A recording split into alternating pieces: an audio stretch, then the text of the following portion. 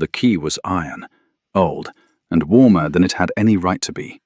And when the Duke of Ravensmere pressed it into her palm, he said only, "You are the only soul alive who may open that door."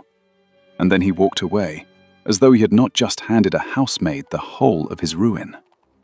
Margaret Aldis, 26, stood in the frozen corridor of Thornfell Hall with the key burning against her glove, and did not move for the length of 11 breaths. She counted them. It was a habit she had never broken, counting breaths in moments when the ground shifted beneath her. A habit born in a schoolroom she was never meant to have sat in a house she was never meant to have lost.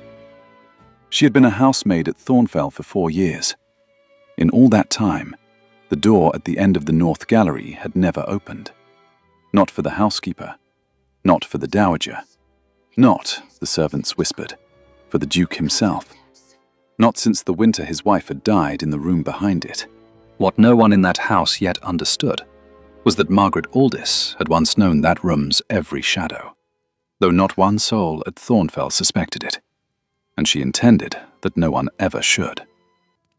She had arrived at the servants' entrance 4 years prior under the name Aldis, which was not the name into which she had been born. She had been Margaret Fairley then, daughter of a baronet's steward turned failed speculator, a man whose debts had swallowed her home, her prospects, and finally, her father's own life, leaving her nothing but an education too fine for her circumstances and a memory too precise for her comfort. She had scrubbed floors at 3 houses before Thornfell. She had learned, at each of them, to make herself smaller than her mind. But Thornfell was different, and she had known it the moment she arrived. Because Thornfell had once belonged, in a manner of speaking that she alone understood, to the woman who had raised her from infancy in all but blood, her father's cousin, a woman named Eleanor, who had married a duke and died in his house, and left behind a room no one was permitted to enter. Margaret had not known, when she took the position, that Eleanor's husband still lived in his grief, like a man frozen mid-step. She had not known that 4 years of scrubbing his floors would end with him crossing a frost-white corridor to place his dead wife's key in her hand. His Grace, Julian Ashworth, Duke of Ravensmere, was 42, and he had not spoken above a dozen words to any servant at Thornfell in the 11 years since Eleanor's death. The staff called him the Iron Duke among themselves, not for cruelty, for he was never cruel, but for a stillness so absolute it seemed carved. He conducted the estate's business through his steward. He took his meals alone. He rode out at dawn across the fells in weather that would have felled a lesser man, and returned by dusk with frost in his beard and nothing in his eyes. The house had learned, long before Margaret arrived, to move around him like water around a stone. It was the Dowager Duchess, his mother, who ran Thornfell in all but title, and it was the Dowager Duchess who had hired Margaret 4 years before, with a single look down her nose and the words, "You'll do. Mind you keep to the servants' stare." Lady Constance Ashworth had buried a husband and outlived 2 sons, and grief had not softened her. It had honed her into something that cut. She ruled the household with the exacting cruelty of a woman who believed weakness was a moral failing, and she had never once, in 4 years, learned Margaret's Christian name. It was Lady Constance who noticed first that something in the house had shifted. She noticed it on the 3rd morning after the key changed hands, when she came upon Margaret dusting the gallery outside the sealed door and saw, unmistakably, that the maid's eyes had gone to the lock, the way a starving woman's eyes go to bread. "You've no business looking at that door," the dowager said, and her voice carried the particular chill of a woman who had spent a lifetime perfecting contempt as an instrument. "No one has business with that door, least of all a housemaid." Margaret lowered her eyes, as she had trained herself to do, and said nothing, because she had learned that silence cost her nothing a reply might. But the dowager had seen something, and the dowager did not forget what she saw. It would be many weeks before the full truth surfaced, though the seeds of it were planted that very afternoon, when the Duke summoned Margaret to his study, an event so unprecedented that the housekeeper, Mrs. Pruitt, went pale at the mere relaying of the message. The study smelled of leather, of cold pipe smoke, of ledger ink long dried, and beneath it, faint and persistent, the beeswax polish that scented every surface at Thornfell, a smell Margaret had come to associate with the particular grief of the house, a place kept beautiful by hands that could not otherwise touch its wound. The Duke stood at the window with his back to her, tall and unmoving against the grey fell light, and for a long moment he did not turn. "You knew her," he said at last. Not a question. Margaret's breath caught, but she did not let it show. "Your Grace?" "My wife." He turned then, and his eyes, grey, pale, and terribly steady, fixed upon her with an intensity that made the room feel smaller. "You called her Eleanor once, in your sleep, 3 nights past, when Mrs. Pruitt sent you to sit with the 6th scullery girl, and you dozed in the chair by the fire. She told me. She thought it curious. I did not think it curious. I thought it impossible, until I looked at you properly for the first time in 4 years, and saw a face I have spent 11 years trying to forget how to see. There are arrangements, and there are marriages, and the two are rarely the same. And there are also confessions, forced or freely given. And Margaret understood in that instant that she stood at the threshold of one, and could not retreat. "She raised me," Margaret said quietly, "from the age of 4, when my own mother died, until I was 15 and she married your Grace and left our house for this one. She was not my mother. She was the only mother I ever properly knew. My name was not always Aldous." The Duke did not move, but something in his stillness changed register, the way ice groans before it cracks. "Then why," he said very low, "have you spent 4 years scrubbing my floors under a false name, when you might have written to me the moment your circumstances fell, and asked for what was owed you as her kin?" "Because," Margaret said, and here her composure, 4 years in the forging, held firm, though her heart did not. "I did not wish to be a poor relation begging at a great man's door. I wished to see, with my own eyes and no one's charity clouding them, what manner of man had made her happy, before I ever asked him for anything. And then, your Grace, I found a house so buried in its own grief that I could not imagine adding my claim to its weight. What would you have done with a stranger who arrived declaring herself your dead wife's ward? I judged it kinder to let the dead rest, and myself work honestly for my bread." He studied her a long while. Beeswax and cold ash hung in the air between them.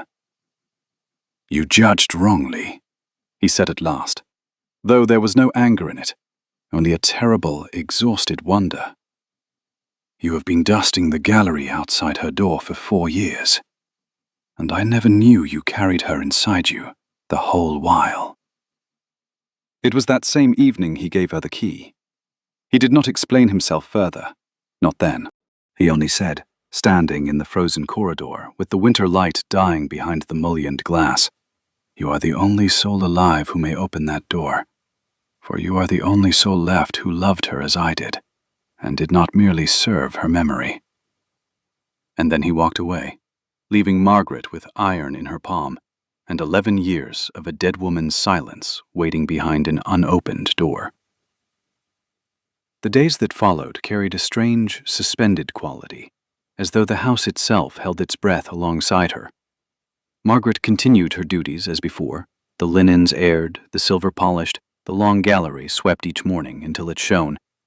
But she felt, moving through those familiar rooms, the peculiar sensation of a woman inhabiting 2 lives at once.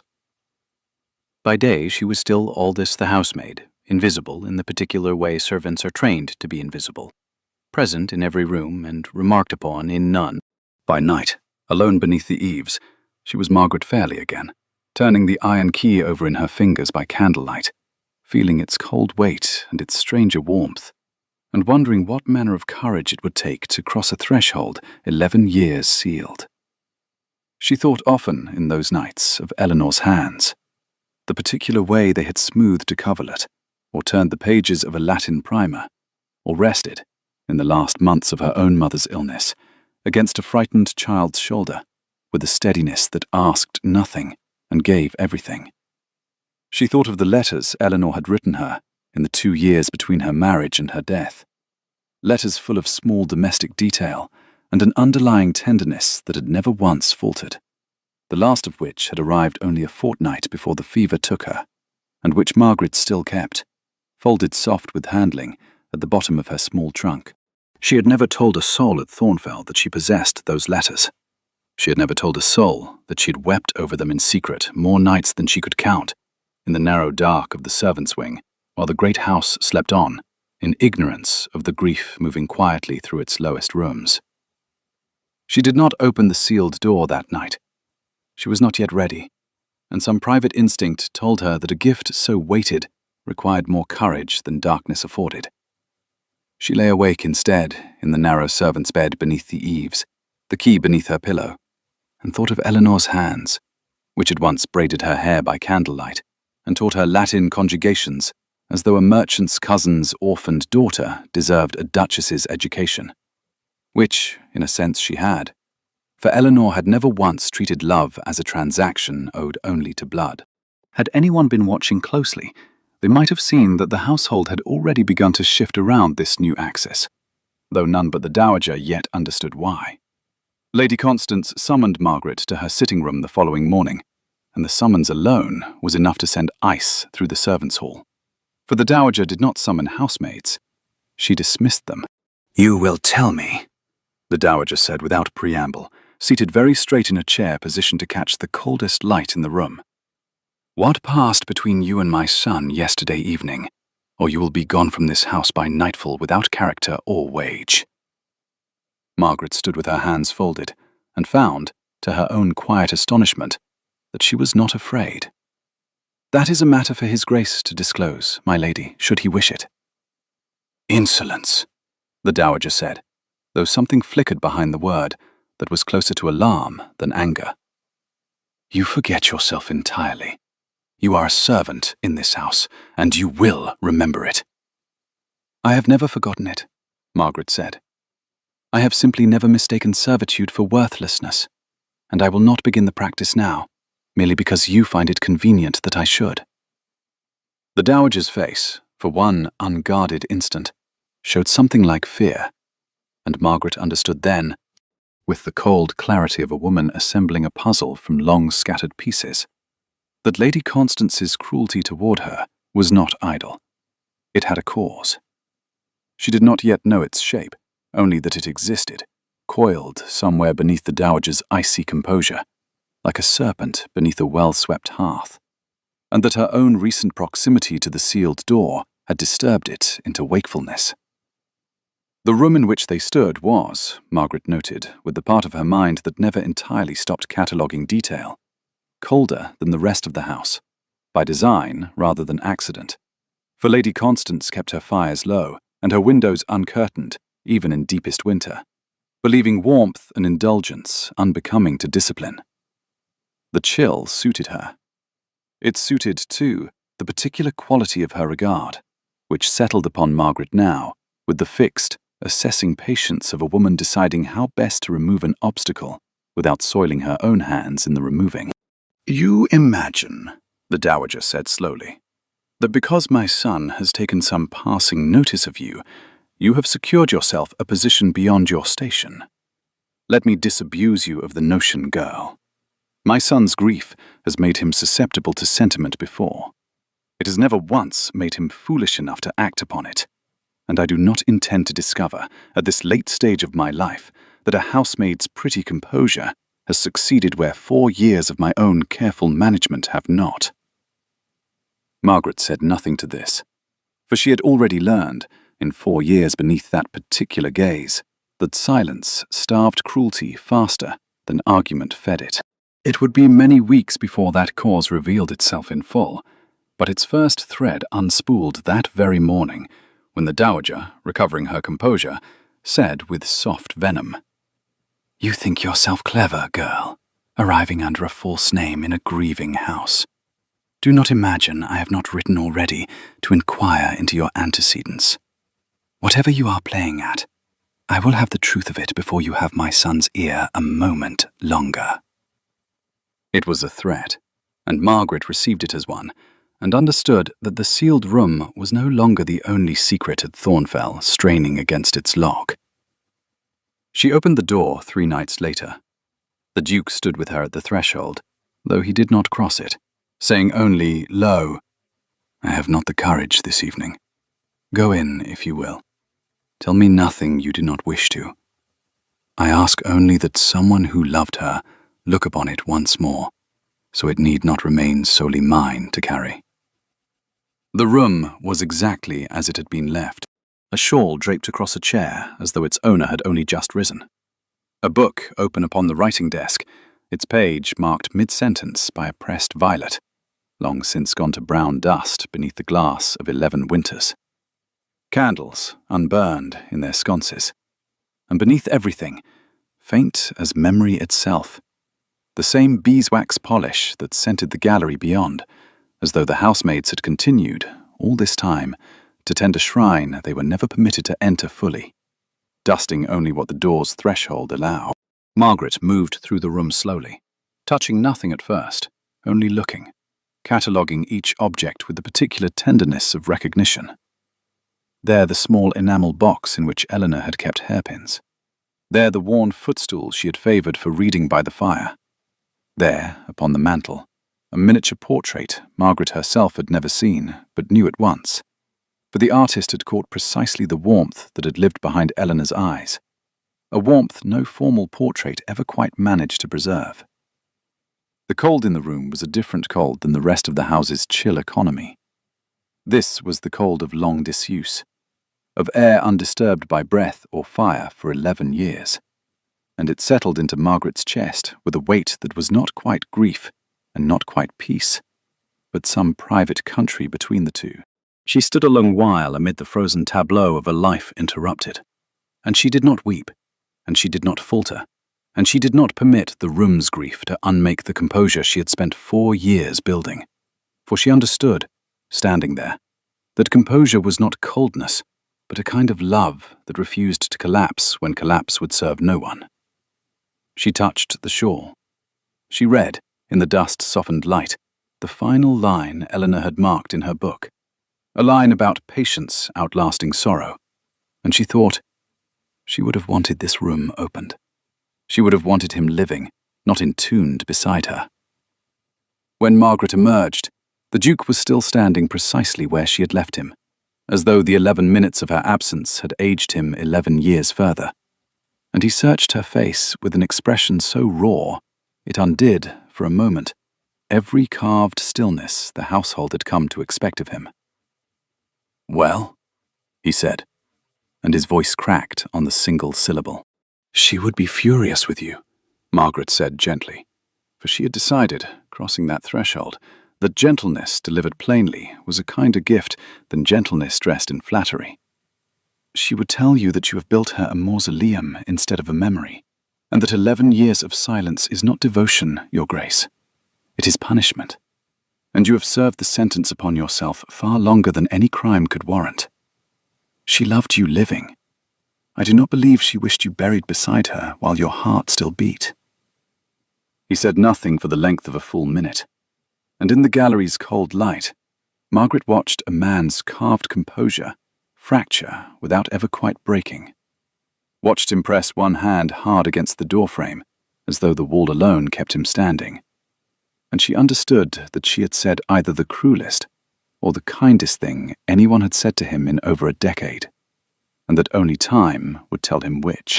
"No one," he said finally, "has spoken to me so plainly since she died." "Then it was past time someone did," Margaret said, "Your Grace."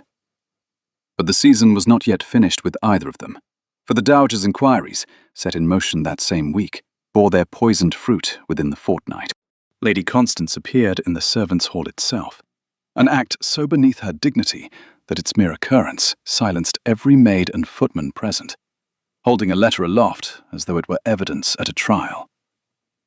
"Margaret Fairley," she said, and the true name landed in that hall like a dropped tray of crystal, shattering 4 years of careful invisibility in a single syllable.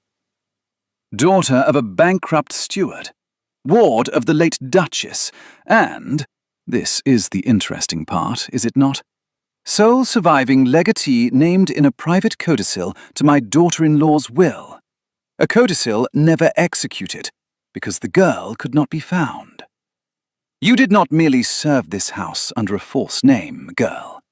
You are owed a fortune by it, and you concealed yourself rather than claim it. I wonder what a magistrate would make of such deceit, practiced upon a grieving duke." The accusation was a lie shaped cunningly around a fact, and Margaret understood in an instant precisely why the Dowager had trembled at their first confrontation. Lady Constance had known of the codicil for years. She had known and said nothing, and had likely hoped the missing legatee might never surface to claim what was hers. For the sum in question, Margaret would learn within the hour, was not trivial. It was near a third of Eleanor's independent fortune, settled upon a girl the Dowager had hoped was lost or dead, so that the whole might pass instead to Lady Constance's own favoured grandniece. "I did not know of any codicil," Margaret said, and it was the truth, delivered without the tremor the Dowager plainly hoped to provoke. "I came to this house seeking honest work and nothing more.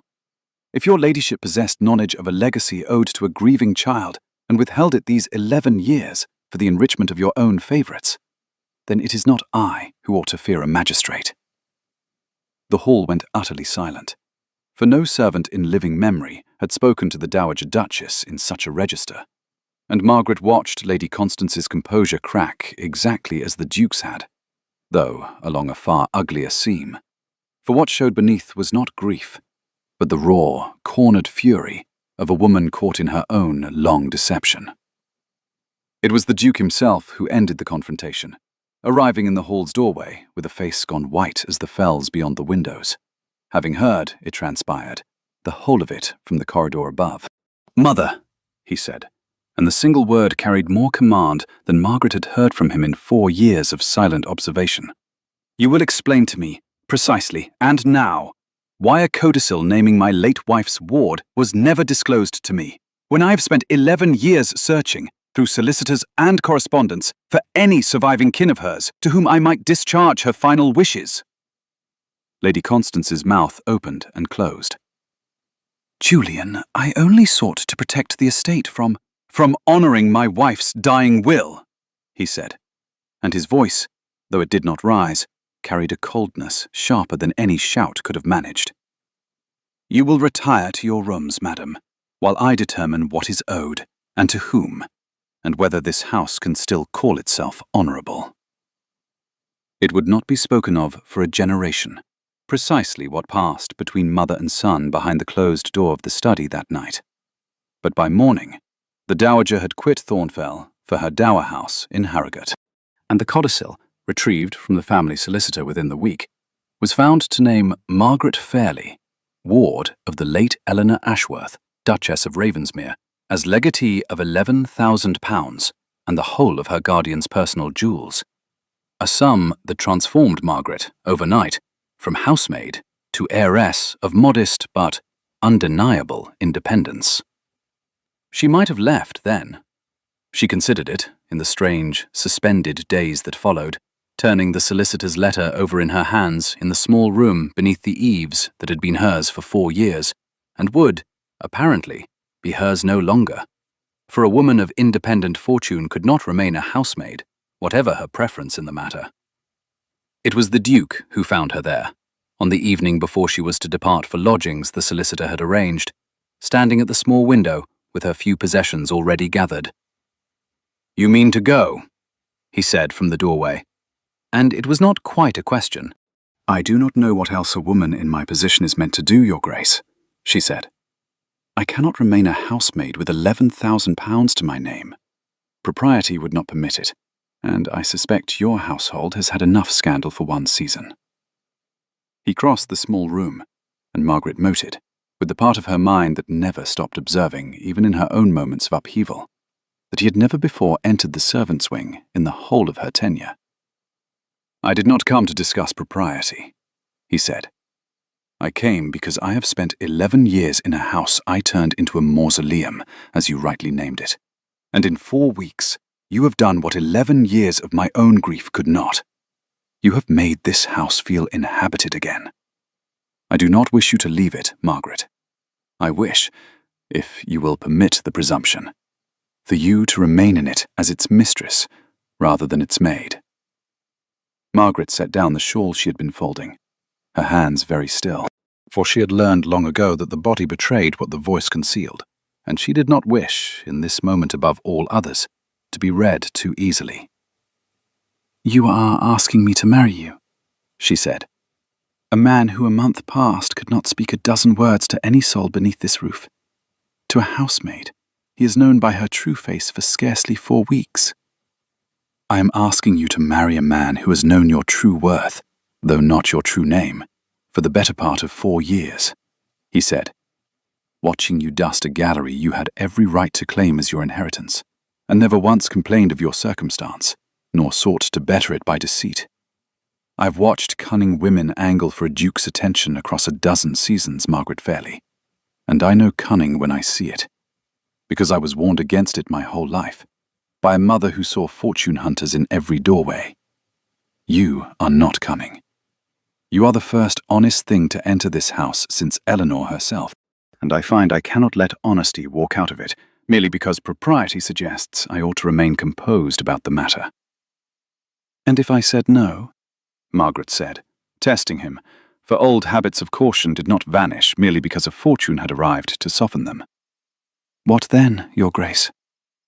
"Then I should be poorer for it," he said simply, "though not so poor as I have been these 11 years, for you have already given me back a room I thought I could never enter, and a mother's cruelty I did not know festered beneath my own roof, and a plainness of speech I did not know I still craved, until you gave it to me unasked. Whatever you decide, Margaret, you have already restored more to this house than any dowry could purchase. But I confess, I would rather you stayed for reasons rather warmer than restoration." She studied him a long moment in the fading light, this cold duke who had thawed not through spectacle, but through the accumulation of small, unguarded honesties, and she thought of Eleanor's marked page, the line about patience outlasting sorrow, and understood that she had, without quite intending it, become the instrument of that very patience's reward. "I did not come to this house seeking a duke," she said at last.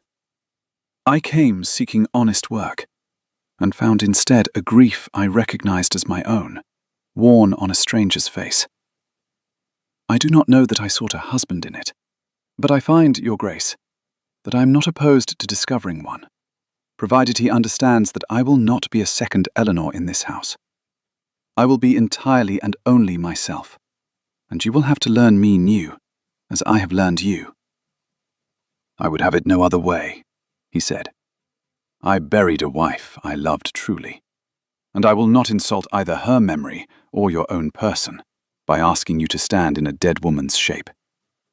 I ask only that you stand in your own, here, in this house, for as long as you find it worth the standing." He paused, and for the first time in the whole of their acquaintance, something almost like humor touched the corner of his mouth. "Though, I confess, I have grown rather attached to the notion of a wife who tells me plainly when I have built myself a mausoleum. I suspect the habit will prove useful for the remainder of my days, however uncomfortable in the moment." "You may find it a great deal more uncomfortable than you presently imagine," Margaret said. And there was, for the first time, a warmth in her own voice she had not permitted herself in 4 long years of careful invisibility. "I do not intend to soften my opinions merely because I hold a title. If anything, Your Grace, I suspect a duchess is rather better positioned to speak plainly than a housemaid ever was." "Then I shall consider myself thoroughly warned," he said, "and thoroughly glad of it." When he crossed the last small distance between them and took her hand, it was not with the desperate grasping of a man reaching for a ghost, but with the steady, deliberate clasp of a man choosing, with clear eyes, the living woman before him. They married in early spring, quietly, in the chapel at Thornfell, with only the household and a scattering of neighbouring families in attendance. For neither bride nor groom desired spectacle, and the dowager did not attend, remaining in her Harrogate exile by her own choice, and, in time, her own diminishing bitterness. For scandal had cost her the favour of the very grandniece she had schemed to enrich, once that young woman learned the manner of her benefactress's dealing. Mrs. Pruitt wept openly at the ceremony, and confessed afterward, to Margaret's quiet astonishment, that she had suspected some deeper truth about the new mistress's origins from the very first month of her service, though she had never once imagined the truth would prove so entirely to the house's good. The sealed room in the North Gallery was opened permanently that same spring, its shawl and its book and its pressed violet moved with tender ceremony to a smaller chamber set aside as a private remembrance, while the room itself was aired, refurnished, and given over to Margaret's own use as a mourning parlour, for she declared that Eleanor would sooner have wished the space filled with living use than preserved as a tomb, and the Duke, hearing this, only nodded, and said that he believed she had understood his late wife better in 4 weeks than he had managed to articulate in 11 years of silent mourning. The years that followed were not without their quiet trials, for a house long frozen does not thaw without some further cracking, and there were seasons still when the Duke's old stillness crept back upon him, memory being a persistent visitor even to the happiest households.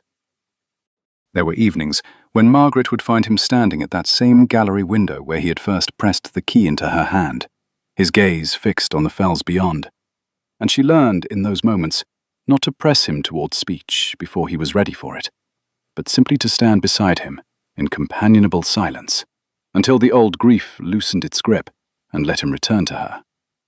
But Margaret had learned, in her own hard years, the particular alchemy of patience joined to plain speech, and she practiced it faithfully, refusing ever to let his grief calcify again into silence, so that Thornfell became, gradually and then completely, a house of living voices, rather than preserved sorrow. The dowager's absence, too, proved a mercy to the household's daily temper, and within 2 years the servants had ceased entirely to speak of the Iron Duke, for the man who now walked the corridors of Thornfell greeted them by name, inquired after their families, and had been known, on more than one occasion, to laugh aloud in the breakfast room, a sound the older staff swore they had not heard beneath that roof in over a decade. Years later, when their own daughter was old enough to ask why the small remembrance room at the end of the North Gallery was kept locked but never forbidden, Margaret would take the child's hand and lead her inside, and show her a shawl and a book and a violet gone to dust beneath glass, and tell her, in the plain manner she had never abandoned, of a woman who had loved 2 people fiercely enough that her final wish, buried in a codicil 11 years unread, had been the very thread that drew them together at last. The girl would ask if it was sad, and Margaret would say that it had been once, but that sorrow long enough tended honestly does not remain sorrow forever. It becomes, instead, the quiet foundation upon which a living house is built. And what the household came to understand in time was that the key the Duke had pressed into a housemaid's palm that first frozen evening had opened a good deal more than a sealed door. It had opened the whole of Thornfell Hall, room by room and heart by heart, to the plain, unflinching, restorative honesty of the one soul alive who had loved its lost duchess enough to tell her grieving husband the truth he most needed and least wished to hear, and who had loved him enough, in turn, to stay and watch him learn to live again.